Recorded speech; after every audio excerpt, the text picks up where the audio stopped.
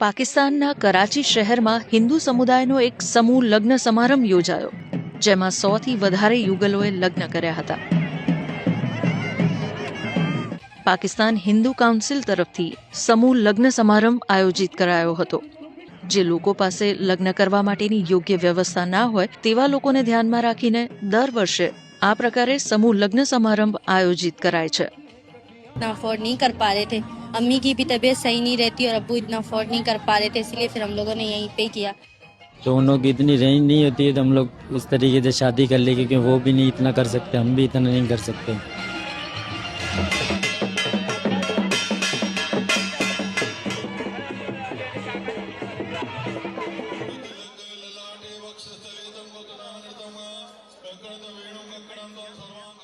આવા નવા વિડીયો જોવા માટે લાઈક કરો, શેર કરો, સબસ્ક્રાઈબ કરો અને જોઈ લો આ વિડીયો.